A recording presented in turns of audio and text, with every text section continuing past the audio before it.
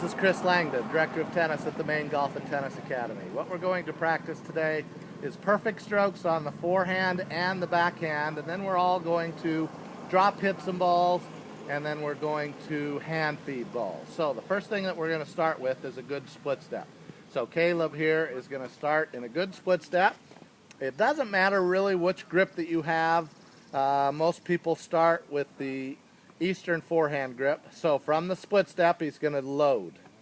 Okay, as you can see, he does a unit turn load, turns the hips and the shoulders and the racket. We're going to have back almost pointing at the fence. So that's a perfect load. Let's do that again. Good split step and the load. Now, when do you want to do that? How early do you want to load? As soon as you see where the ball's going, before it even crosses the net on the other side. So now he's in a good loaded position. His first move from there is what?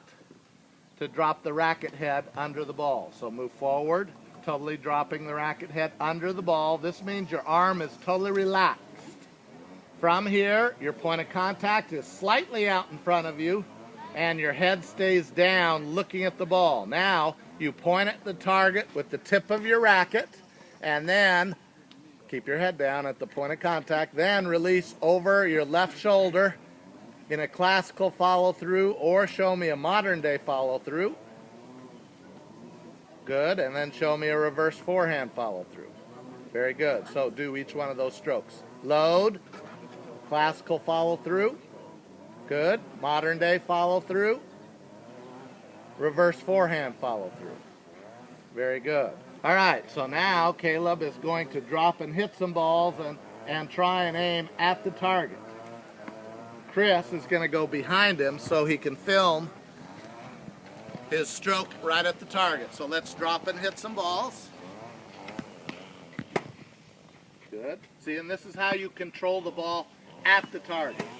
For somebody as strong as Corey, okay, that's what's happening on his long ball. Well, that just means what? That he's not pointing at his target. Now watch as he points the tip of the racket. See how the ball comes down? Why? Because it has spin on it.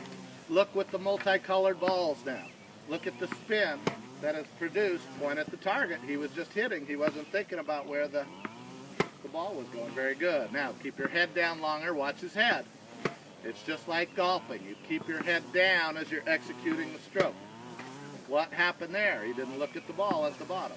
Happens to even good players. Happens to pros. Happens to good college players. Look at the ball. Concentration. Okay, now we're going to hand feed him some balls. Chris, move over to the baseline. We'll film him from the side. Load. Point at your target. Now, the reason we do these fast is so you don't have a chance to look and see where your ball's going. We want you to keep your head still. We want you to be able to execute the stroke by watching the ball into the strings. Now, the other factor that's very important here is you have to be totally relaxed.